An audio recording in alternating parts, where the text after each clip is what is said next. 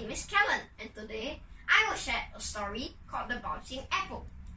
The world was shaking, and Kevin heard a loud bang. When he woke up, he wasn't in his room anymore.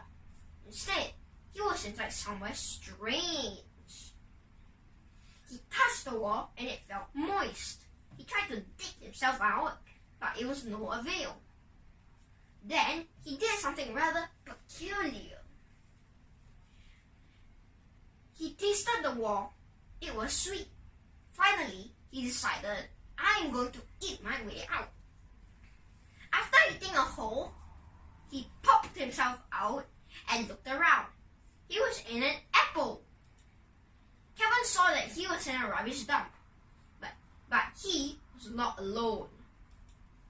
He saw a few neighbors and said, hi. The neighbors turned around and he saw that they were roaches and flies. The rubbish dump was smelly and stinky.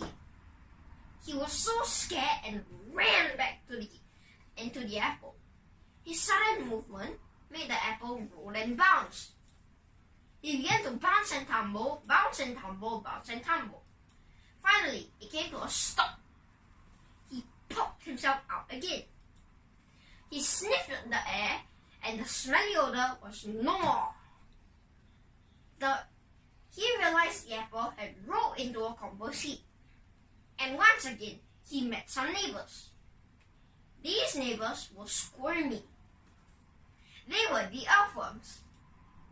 Not only the worms, Kevin also met the other microorganisms such as centipedes, soil bugs, and snails. They were physical decomposers. They ground, tore, and chewed materials into smaller pieces. There were the microorganisms such as bacteria and fungi, who were responsible for most of the organic material breakdown. They were chemical decomposers because they used chemicals to break down organic matter. The most abundant type of chemical decomposer in a compost pile was aerabic bacteria. Billions of them working together to decompose the organic matter and cause the pile to warm up. This is commonly known as composting and is a method used for recycling.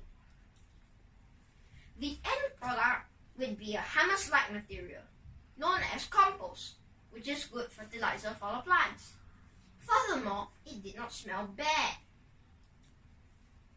Magically, the compost was used to help grow food, and more food, and more food.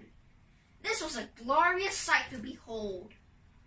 Kevin then thought about the apple that he threw away yesterday. After a small bite, he knew he should not waste food and also not throw away foodstuffs, as they will end up in a rubbish dump. He should recycle them instead. He began rubbing his eyes and started to burst out in tears. Suddenly, he opened his eyes and looked around. He was back in his room again from his afternoon nap, and it was all just a dream. He jumped out of his bed and ran to his mom. Kevin asked his mom if he could start a compost bin. He wanted to be a responsible steward of the land. This story teaches us every living creature was a thread in an interconnected web of life crisscrossing the earth. Destruction of a forest or an oil spill in the ocean create ripples that impact our lives and livelihoods. Taking steps to being better stewards of the planet is a promise we need not for ourselves, but for our future generations. We have a responsibility for our children and grandchildren to leave the world in a better condition than we found it. The eyes of all future generations are upon you, and if you choose to fail us, I say, we will never forgive you. Unless someone like you cares a whole lot of food on, nothing is going to get better. It's not. These are quotes from my dearest, and no one is too small to make a difference. Hope you liked this story and come back for more on the bouncing apple. Thank you.